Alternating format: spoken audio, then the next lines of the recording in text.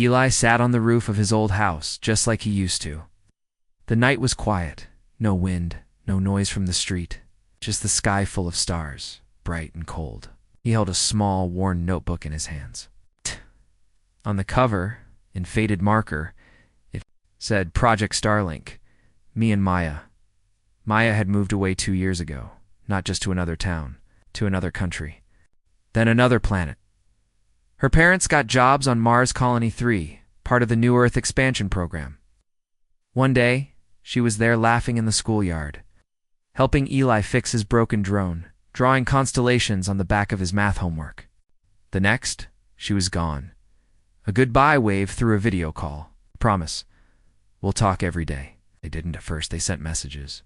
Short ones, then fewer, then none.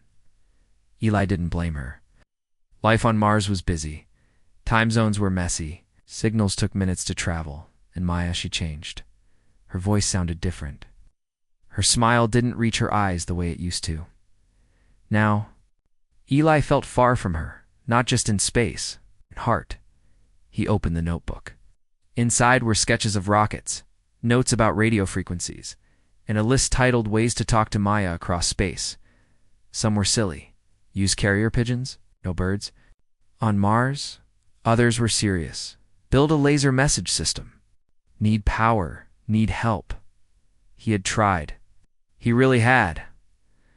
Last year, he built a small transmitter from old parts. It could send a signal into low orbit. He aimed it at Mars and sent a simple beep ... the start of her name in code. He waited. No reply. He sent a drawing next. Scanned it, converted it to sound waves, beamed it into space. It showed the two of them under the stars pointing at Orion. He added the words, "Do you still see the same sky?" Silence. Eli closed the notebook and looked up. Mars was a red dot in the sky tonight. Small, distant, like a sore that wouldn't. He missed her. It's not just her laugh or the way she could fix anything with wires and tape. He missed knowing she was there.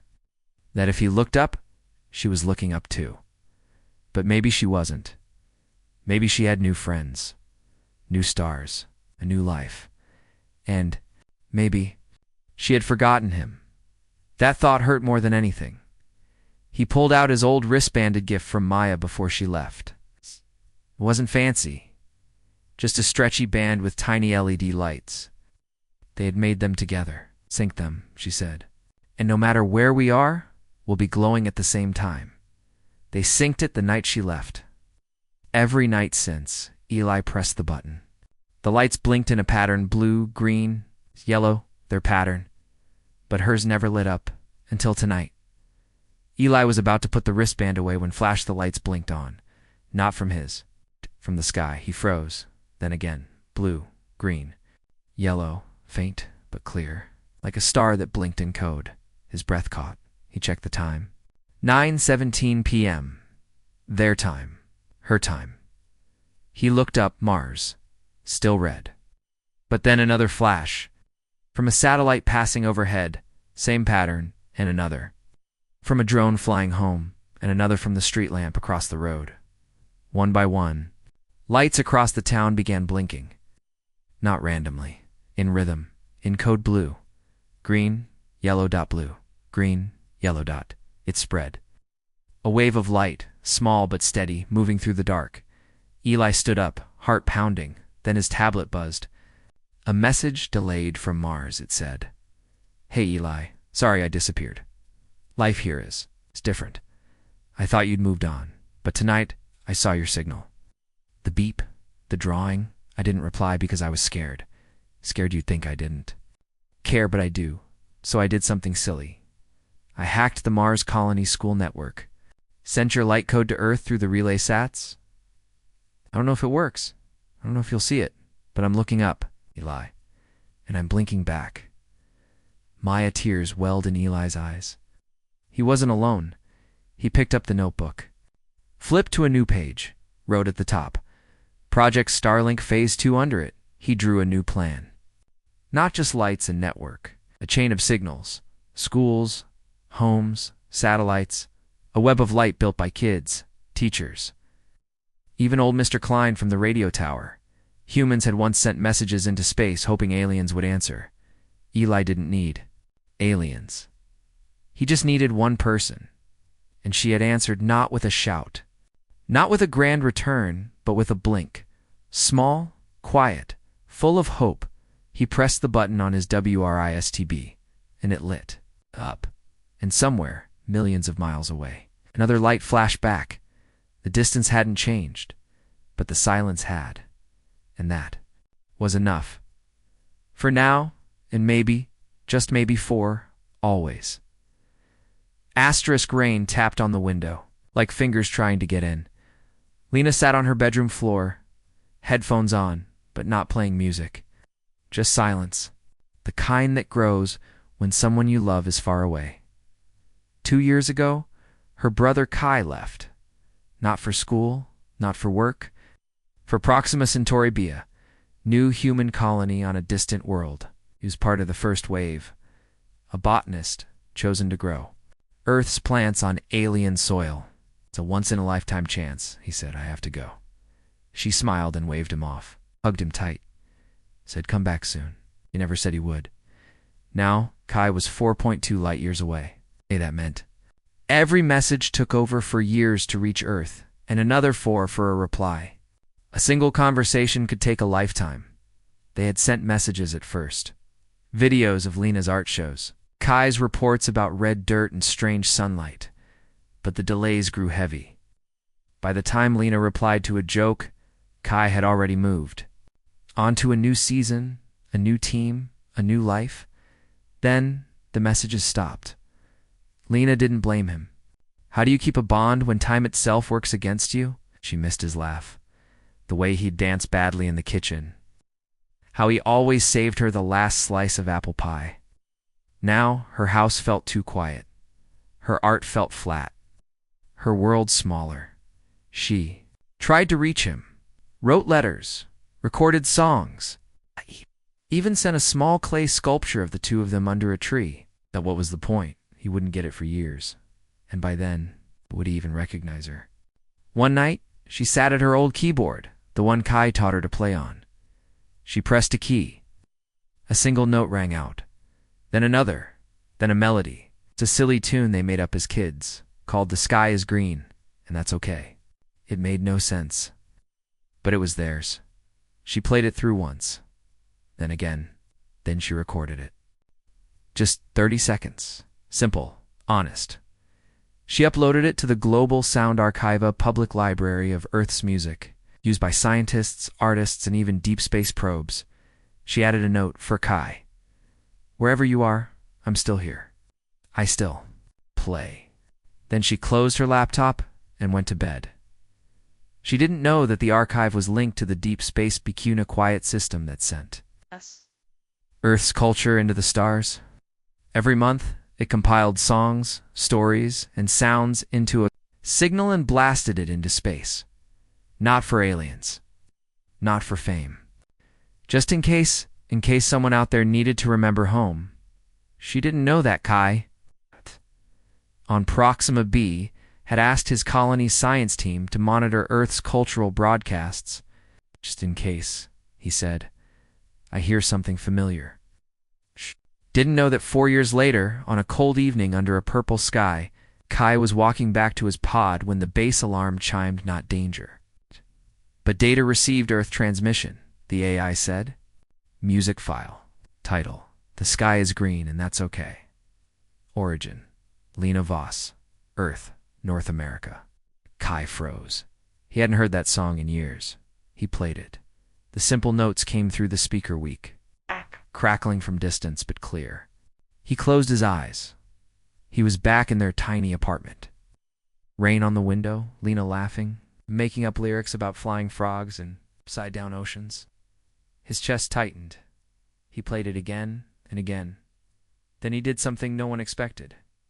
He recorded his own version. He played it on a synth made from recycled rover parts. Added sounds of the alien wind, the drip of lab water, the hum of the greenhouse where Earth's wheat grew under red suns. He called it, The Sky is Red, but I remember green. He sent it back not to Earth directly, but into the same public archive. with a note for Lena. I hear you, I remember. I'm still your brother.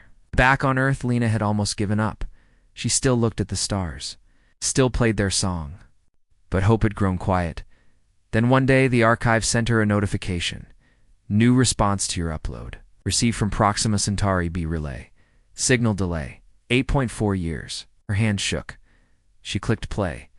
The music began familiar, but changed. Haunting. Full of distance, but full of love. Then a voice. Older. Softer, but his. Hey Lena, I got your song. It took a while, but I got it. She broke, tears fell, not just from sadness. From relief, he hadn't forgotten. He was still her brother, even across light years. Even through time that stretched like rubber, he was still there. She didn't reply right away. Instead, she gathered her things, her keyboard, her voice recorder, her sketchbook. She went to school and told her music class, "We're making a song for someone far away." They wrote it together. Kids, teachers, even the janitor who used to hum old tunes. They called it Echo to Proxima. It had piano, drums, laughter, and a children's choir singing, "We are here. We remember you." They sent it into the deep space beacon, no guarantee. It would be heard, no promise of return, but they sent it anyway, because that's what humans do. They reach, even when the odds are impossible. Even when the silence is loud, they create. They share. They hope. And sometimes sometimes the universe listens. Years later, on a distant world with red grass and twin moons, a new signal arrived. Kai played it with his team around him. When the song ended, a young colonist, a child, born on Proxima, asked, "Who was it for?" Kai smiled. "For everyone," he said. "For anyone who's ever felt alone." And as the stars turned, quiet and ancient, Earth's music drifted on, not as a cry but as a whisper, strong. The porch light was always on at Mrs. Rivera's house, even during the day, even when she wasn't home. It didn't make sense to the neighbors. But they didn't know the truth. The light wasn't for people here. It was for someone far away. Her grandson, Matteo, had moved to Luna Colony 2 years ago. Not by choice. His mother got a job repairing solar arrays on the moon's surface. It paid well. It was safe.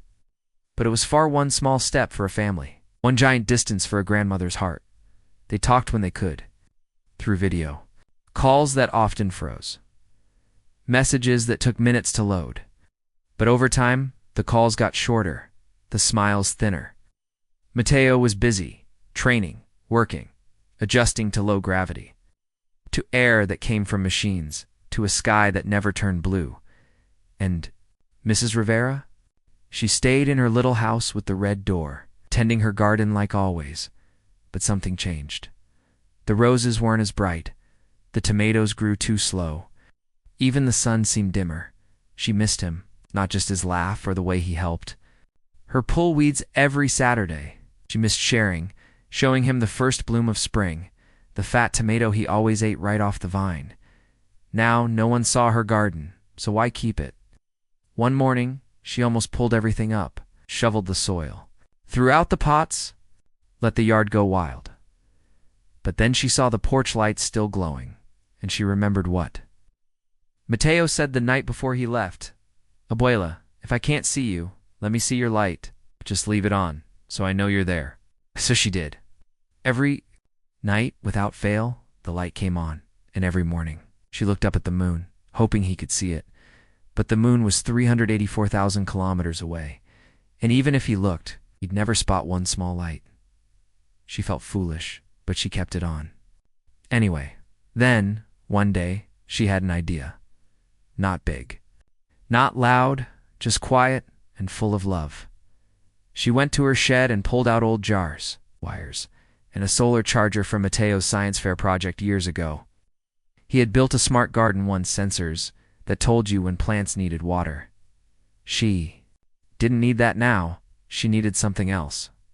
She cleaned the jars, filled them with soil, planted seeds, tomatoes, marigolds, tiny herbs Matteo loved. Then she added small LED lights to each one, powered by the sun. and a simple switch. On when watered, off when dry. Her plan? Every time she watered a plant, the light would glow, and when the garden was cared for, it would shine like a constellation on her porch.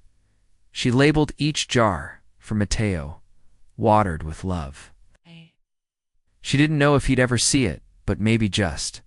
Maybe someone on the moon would notice a strange, blinking pattern on Earth's surface. She started posting pictures online too. Not just of the garden, of the lights, the patterns, the dates. She wrote, "This is my garden. It grows light as much as it grows life. My grandson is on the moon. I hope he sees this. Hope he knows I'm still here." She didn't expect much, but humans are curious and kind. A space tourist on a lunar observatory noticed the pattern one night. Small, steady lights in a backyard, turning on and off like a code. He zoomed in, shared it. Then a scientist at the moon base saw it. Decoded it. Wasn't random. It spelled something in simple blink code. "I miss you," then the name, Mateo. The post spread, not as a news story, but as a feeling. People started doing the same in Japan. Girl lit paper lanterns every night for her dad on Mars. In Kenya, a boy turned on all the lights in his schoolyard for his sister in orbit. In Brazil, a family used flashlights to spell "We love you." It's on a hillside, all small, all quiet, all bright. And then, 6 months later, Mrs. Rivera got a message. Not a call, not a video. A photo from the moon base. It showed a window. A tired young man in a gray suit, looking down at Earth, and on the tablet in his hand a zoomed-in image of her porch, her garden, the jars, the lights, the words, and a note. "Abuela." The whole base saw it. They called it the Earthlight. "Garden, we even mapped the pattern. You've watered every day. I didn't know you were still doing this. I didn't know I was still missed. Thank you. I'll be home one day. Until then. I'll be looking." Mateo, Mrs. Rivera read it once, then again, then she walked outside. She watered every plant, and one by one, the lights turned on. Brighter than before. Not because of the bulbs, but because of the heart behind them. That night, she sat on the porch, wrapped in a shawl, watching the moon. And somewhere up there, a young man in a cold, gray world looked down and smiled. Because love doesn't need loud words. It doesn't need fast signals or perfect timing. It just needs to show up in a light, in a seed, in a simple act, repeated every day. This is what humans do. They don't give. Up they find a ways, small, quiet, but strong. They grow hope in the dark, and sometimes, just sometimes, the stars lean down and say, "We see you." Asterisk, when Amina's best friend Leo moved to Europa Station, he left behind more than just an empty desk at school. He left behind his voice, not literally, but it felt that way.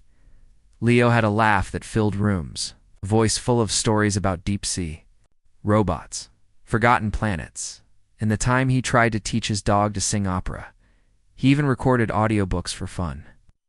"My voice is my superpower," he'd say, grinning. But on Europa, things changed. The colony was deep in Jupiter's radiation belt. Communication signals often failed.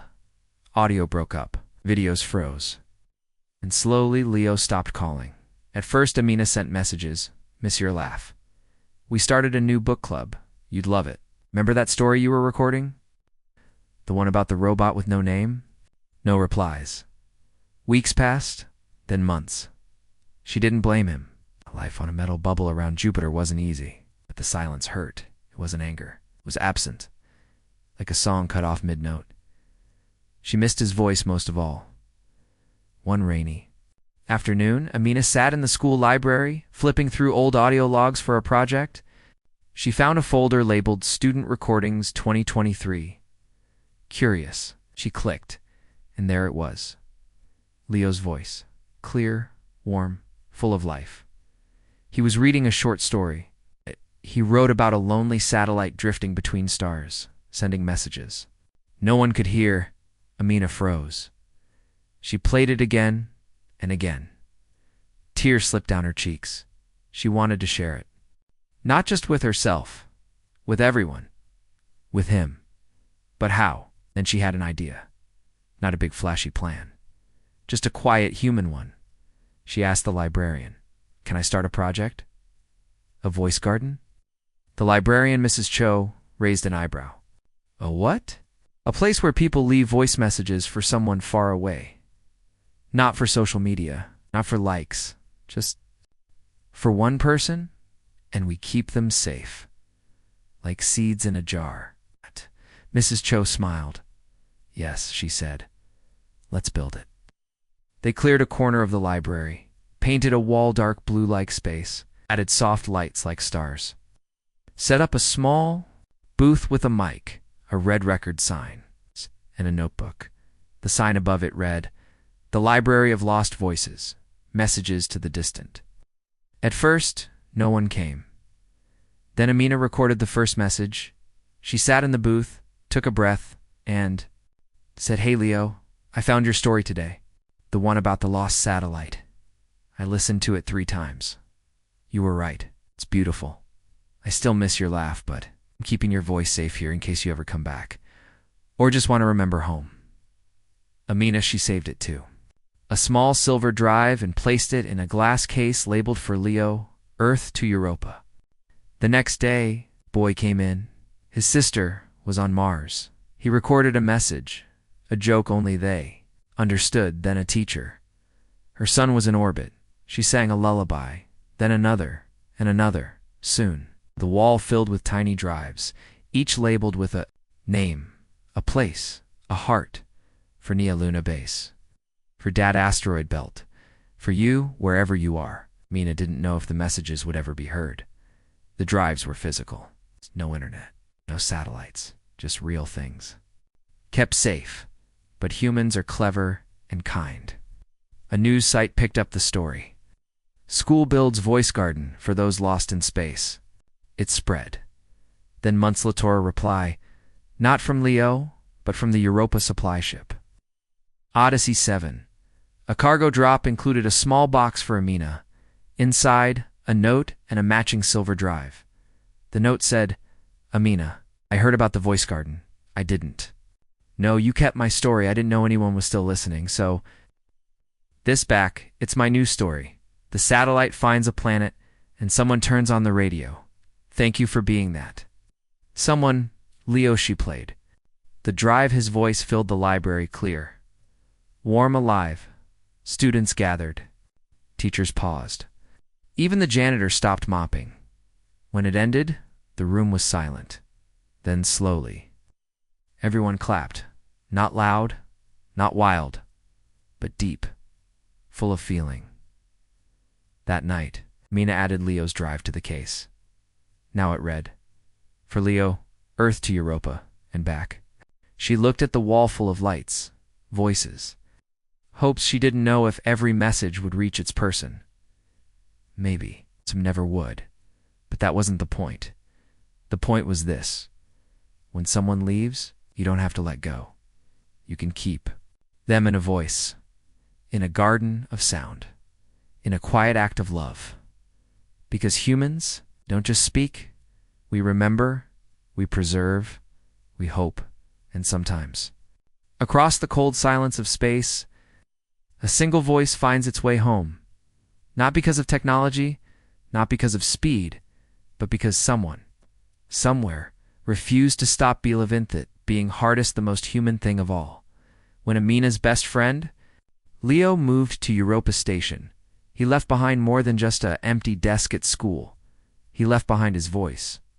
Not literally, but it felt that way. Leo had a laugh that filled rooms. A voice full of stories about deep-sea robots, forgotten planets, and the time he tried to teach his dog to sing opera. He even recorded audiobooks for fun. "My voice is my superpower," he'd say, grinning. But on Europa, things changed. The colony was deep in Jupiter's radiation belt. Communi. Every Saturday, jocks went to the hill. Not to play, not to run, but to fly a kite. It wasn't just any kite. It was bright blue with silver stars painted on it. On the back, in bold letters, it said, "For Sam, can you see me now?" Sam was Jocks's older brother. 2 years ago, he joined the Skyward program, a training mission for young explorers on floating stations high above Earth, where they studied weather stars. And the thin edge of space, he was only supposed to be gone for a year. Then the mission extended. Then the storms made travel dangerous. Then the comms went quiet. Now, Sam was up there somewhere in the clouds on a station Jocks couldn't visit, couldn't call, couldn't reach. And Jocks felt small, not just in size, in heart. He remembered how Sam taught him to fly kites. Let the wind do the work. He'd say, "You don't pull. You trust." They'd run together, laughing, until the kite soared so high, it looked like a bird or a star that forgot its place. But after Sam left, the kite stayed in the closet until one day Jocks found the blue one, dusty string tangled. But, still strong, he took it to the hill and tried to fly it. It crashed again. Again he almost gave up. But then he remembered Sam's voice. "You don't pull, you trust." So he waited, and when the wind came, he let go. The kite rose, not high at first, then higher, then so high it became a speck against the sky. Jack smiled. For the first time in months, he felt close to his brother. The next Saturday, he went back, and the next dot, and the next dot. Each time he added something new to the kite. A small mirror, so it would catch the sun. A tiny bell, so it would sing in the wind. A note tied to the string. "I still come every week. The wind is strong today." I think you'd like it. He didn't know if Sam could see it. The station floated above the clouds, miles high. How could he spot one small kite? But Jocks didn't stop. He kept going. Rain or shine, cold or hot, alone on the hill, with the kite dancing above. Then one day a girl from school saw him, Lena, from the Voice Garden Project. She watched for a while, then asked, "Is that for someone?" Max. Nodded. "My brother. He's up there." He pointed to the sky. Lena didn't laugh, didn't say it was silly. She said, "Can I help?" So she came next week, then brought her little brother, then told her teachers soon. Others came. They didn't all have someone in the sky, but they all had someone they missed. A mom on a research ship, a cousin on a space station, a friend who moved. To another country, they made their own kites. Red ones, green ones, long-tailed ones shaped like dragons, all with messages. "We remember you. The garden still grows. Your room is still here." Every Saturday, it's a hill filled with color, with laughter, with kites, hundreds of them dancing in the wind like a festival of hope. People started calling it the skyline of missing hearts. Photos spread online. A weather drone caught the sight hundreds of kites, like stars fallen to earth, trying to rise. Then months later, a message arrived, not to Jocks, not to his family, to the whole town. From the Skyward program, it said, "To the people of the hill, we see you every Saturday. When the wind is right, we watch. We didn't know. We thought we were alone up here. But you've been sending light. One boy started it now." The whole sky answers.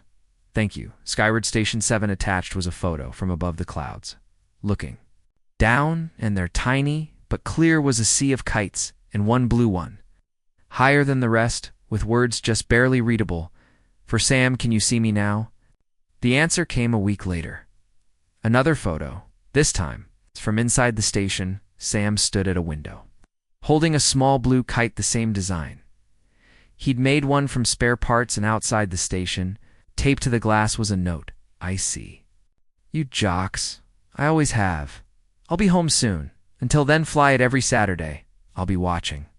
That day, Jocks flew the kite higher than ever. The wind was strong, the bell sang, the mirror flashed like a star, and for the first time, distance didn't feel so wide, because humans don't need radios or rockets to reach each other. We use kites. We use songs. We use quiet acts that say, "I haven't forgotten you. You still matter. You are not alone."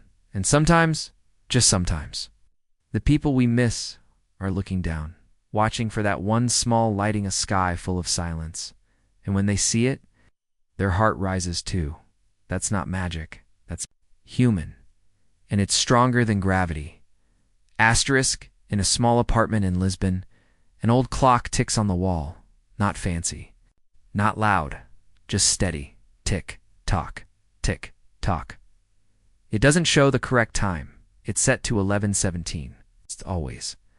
That was the time Elena's daughter Sophia boarded the shuttle to Titan. Doubt it. Saturn's moon 2 years ago, a mission to study alien ice. And underground seas, only 3 years, they said. Then she'll come home. But 3 years in deep space feel longer than 3 on Earth? And messages? They take over an hour to travel one way. By the time Elena replies, Sophia has moved on. Plans change. Moods shift. The connection stretches thin, like a thread about 2. Elena didn't cry at first. She cooked Sophia's favorite soup, cleaned her old room, watered the plants they grew together. But the silence grew heavy like fog in the lungs. She missed Sophia's voice, the way she hummed while studying. How she always said, "Mom, look." When she found something strange and beautiful, now no one said, "Look, Mom," anymore. One day, Lena found an old notebook inside, sketches of gears, notes about time zones, and a drawing of 2 clocks, one on Earth, one on Titan connected. By a line of stars, Sophia had made it when she was 12. Title, How to Stay Together Across Time. Elena smiled, then cried. She wanted to reconnect, but how? She couldn't call, couldn't visit, couldn't even share a sunset. Then she saw the clock, still ticking, still set to 11:17, and she had an idea. Not big, not loud, but full of heart. She went to her kitchen, pulled out a small bell, a red ribbon, a tiny notebook, every day at 11:17. She would do something small, quiet, a reel and tie it to the clock. First day, she rang the bell. "Just because you liked the sound," she said to no one. Second day, she wrote one sentence in the notebook. "The jasmine bloomed today. You were right, it smells like rain and sugar." Third day, she placed a photo of their old dog, now gone, beside the clock. "We still miss him," she whispered. She didn't send these things, no emails, no signals. She just did them. At the same time, every day, like a ritual. And slowly, she added more. She baked Sophia's favorite bread at 11:17, played her favorite song, lit a candle shaped, like a star she called it, the twin time ritual. Not magic, just love measured in minutes. She told no one at first but her neighbor. Mr. Amari noticed the light in her window every day at the same time. He knocked, she told him. He didn't laugh, he said. "I did something like that for my son. When he was at sea, I lit a lamp every night." Then he helped. Together, they made small cards with the time 11:17 and gave them to others who missed someone far away. A student whose sister was on Mars. A woman whose husband worked on a deep space. Telescoped a boy whose best friend moved to a floating city above, Venus. They all started their own rituals at 11:17. The student played a shared video game. Even if no one was online, the woman opened a window and looked at the stars. The boy flew a paper airplane off his balcony. No one knew if their people noticed, but they did it anyway. Because doing something feels better than doing nothing, even if it's just a tick of a clock. Then 6 months later, Lena got a message. Delayed, long wait, but real. From Sophia. "Mom, I don't know how to say this, but I've been counting. Earth time, not mission time. Our time. And every day at 11:17. I stop.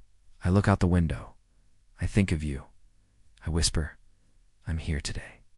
I saw something strange. A burst of data from Earth. Not words, just a pattern, eh? Bell sound. A scent code. Jasmine. A photo. Ow. Of our dog. It came from our old time. From 11:17. I didn't know you were doing this. I thought I was the only one remembering, but you were there, you were there. I'll be home in 10 months. Until then, keep the clock ticking. I'll be listening. Sophia Elena read it once. Then again, then she walked to the wall. She touched the clock. Still ticking. Still steady. Tick, tuck. Tick, tuck. She smiled. That evening at 11:17, she didn't just ring the bell.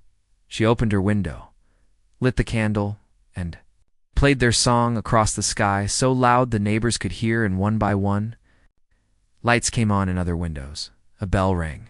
A paper airplane flew. A window opened all at the same time, because humans don't need fast signals or perfect timing to stay close. We create our own rhythm, our own way to say, I'm still here. I still care. I haven't forgotten you. And sometimes in the quietest tick of a clock, love travels farther than light, because it doesn't move through space. It lives in habit, in memory, in the courage to keep showing up even when no one seems to answer.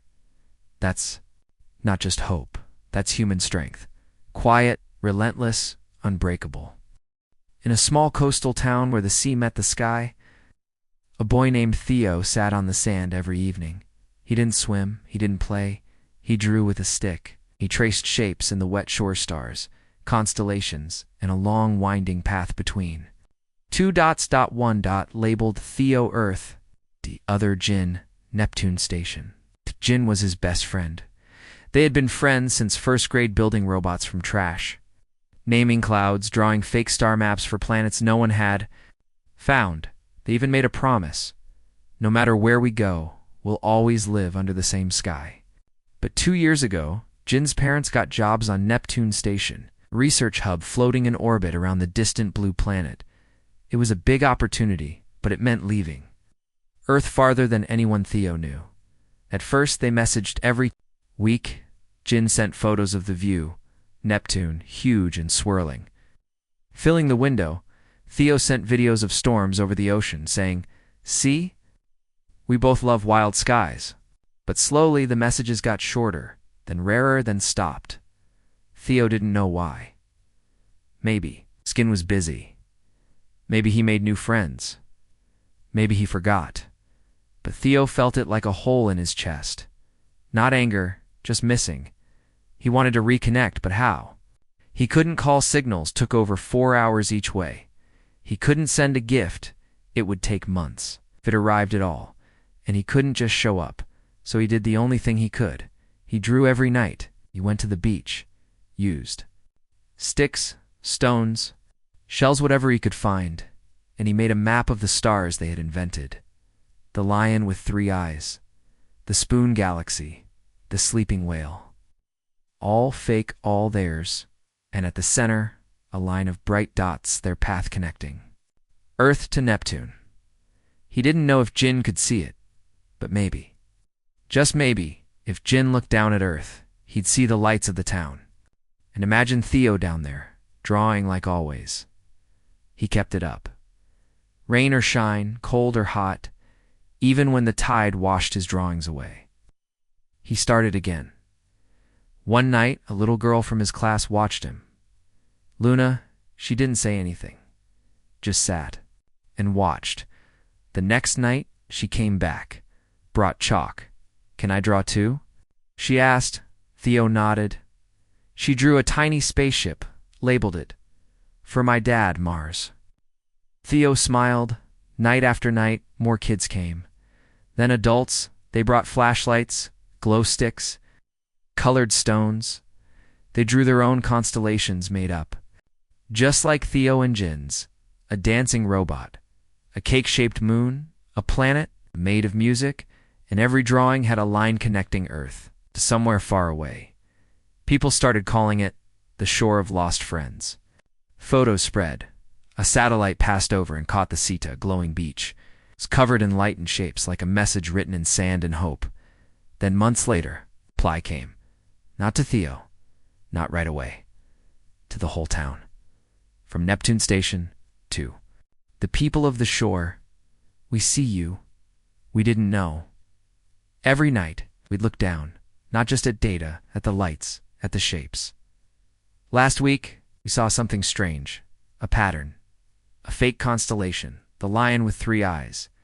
We hadn't seen it in years then. Another, the spoon galaxy. Then a path of stars. from Earth to Neptune, labeled with 2 names. Theo.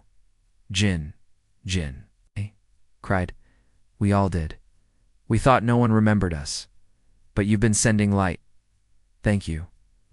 Neptune station crew attached was a photo from space, looking down, and they're clear as day was the beach lit up, full of stars drawn in chalk and stone, and in the center, a glowing path leading to a labeled Jin.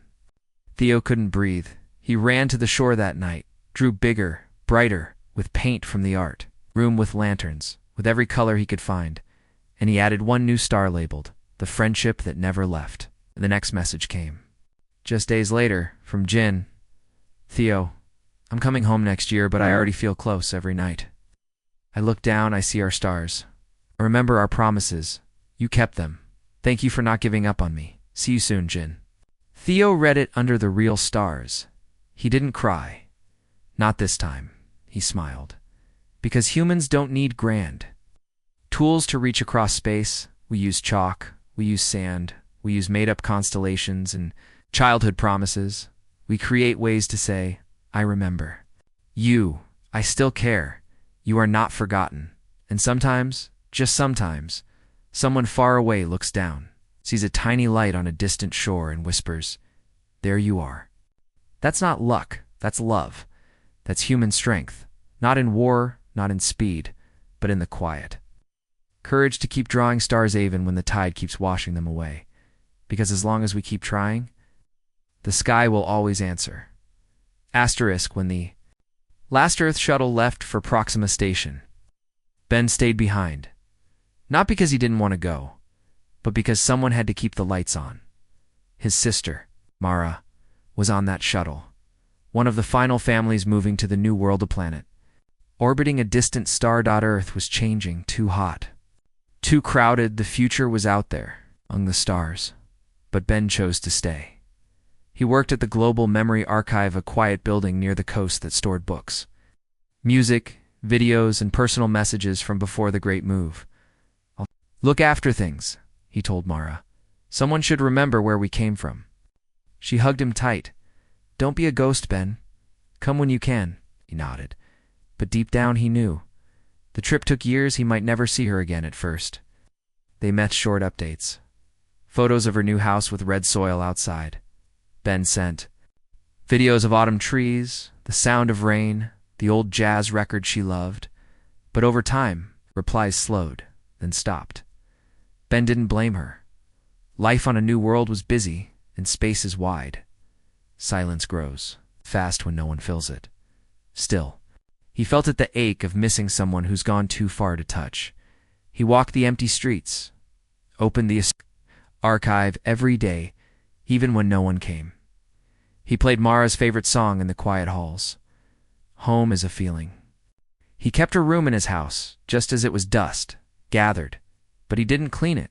He wanted to reconnect, but how? Couldn't call, couldn't visit, couldn't even send a letter that would reach her in time. So he did the only thing he could. He turned on the lights every night at sunset. Ben walked through the archive and switched on every lamp, every screen, every light he could find, not for show, not for power, but as a signal, a message written in brightness, he called it. The last light.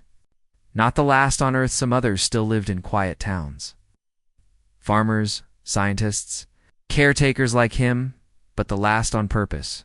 The last that said, we are still here, we still remember, we still care at first. It was just a few rooms, then the whole building. Then he added strings of old holiday lights outside, then solar lamps along the path. And every night at 8 o'clock, Mara's favorite time, he played her song through outdoor. Speakers soft, faint but steady. He didn't know if anyone could hear it from space. Earth was dark now. No cities blazed. No highways lit the night. But Ben hoped maybe, just maybe, someone on Proxima would look back and see one small light, still glowing then. One cold evening he got a message. Not from Mara, from the Proxima Observatory. 2. The keeper of the light, see you. We didn't know anyone was still there. Our telescopes caught something strange, a steady glow. in the shape of a building music, faint but clear, drifting through old radio waves. We traced it. It plays every night at 20 o'clock Earth time. The song is called Home is a Feeling. One of our citizens recognized it. Her name is Mara, she cried. When she heard it, we didn't know Earth still spoke. Thank you for not letting go. Proxima Science Team Ben read it 3 times. Then he walked outside. The wind was calm. The sky was clear. He pressed play. The music began soft piano. Warm. Voice, home is not a place. It's a heartbeat. And one by one, lights turned on across the town, not just at the archive. In the old, school and the library, in homes where others had stayed behind, they had seen Ben's light. They had heard the song. And now, they joined. It wasn't much, just a few dots in the dark. But from space, it looked like a message, like a greeting, like a family saying, "We're still here. We remember you. We love you." The next message came from Mara. "Ben, hear you. I didn't forget. I just thought no one was left to listen, but you kept the light on. You kept us alive. I tell everyone about Earth, the trees, the oceans, the way the rain smells, and now they see your light. They call it the first home beacon. One day, I'll return. Until then, keep playing the song. I'll be listening." Mara Ben didn't reply right away. Instead, he went to the roof, pulled out a small mirror, polished it until it shone. Every night now, the song plays. He angles it just right to catch the moonlight, to send a flicker of silver into the sky, a wink, a whisper, a human hello, because we don't need loud voices or fast ships to stay connected. We use light. We use music. We use quiet acts of love that say, "I haven't forgotten you. You matter. You are home." And sometimes, across the vast dark of space, a single note, a single glow is enough. Because humans don't give up. We remember, we wait, we hope. And in the end, that's the brightest signal of all.